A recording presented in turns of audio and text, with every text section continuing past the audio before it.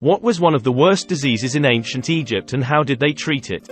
In ancient Egypt, malaria was a significant health concern that affected the population living along the Nile River and its surrounding regions. Malaria is caused by the Plasmodium parasite, which is transmitted to humans through the bites of infected Anopheles mosquitoes. The warm and humid climate of ancient Egypt provided ideal conditions for mosquito breeding, making malaria endemic to the region. Please take a moment to like and subscribe to this channel and leave a comment. Watch the whole video to learn how they treated or prevented this disease. Symptoms of malaria. The symptoms of malaria in ancient Egypt were similar to those experienced today and included 1. Fever. Malaria often presents with recurrent episodes of fever, which may be accompanied by chills and sweating. 2. Fatigue. Patients with malaria typically experience fatigue and weakness, which can significantly impact daily activities. 3. Headaches and body aches. Malaria can cause headaches, muscle aches, and joint pain, making individuals feel generally unwell. 4. Nausea and vomiting. Some individuals with malaria may experience nausea, vomiting, and loss of appetite.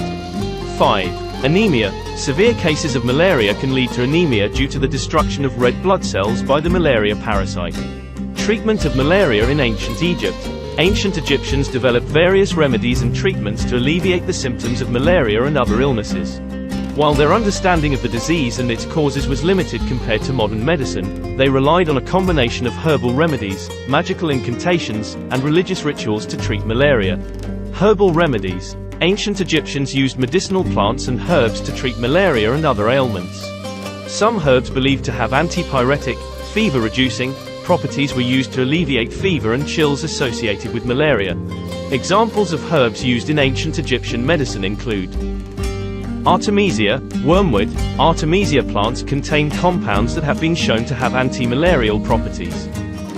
Ancient Egyptians may have used Artemisia extracts to treat malaria symptoms.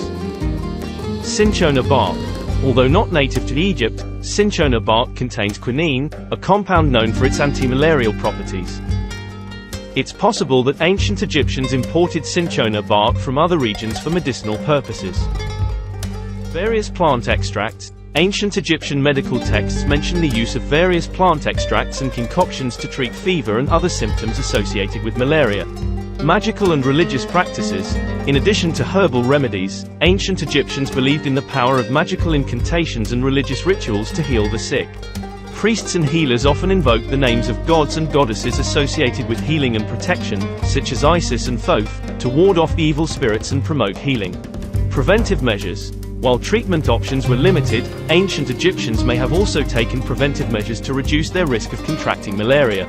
These measures may have included using mosquito nets, avoiding areas with stagnant water where mosquitoes breed, and burning aromatic substances to repel mosquitoes.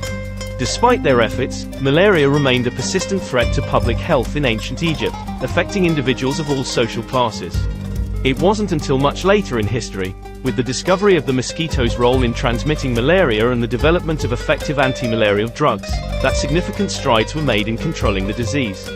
However, the legacy of ancient Egyptian medicine and its contributions to our understanding of malaria treatment and prevention remain a testament to the ingenuity and resilience of this ancient civilization.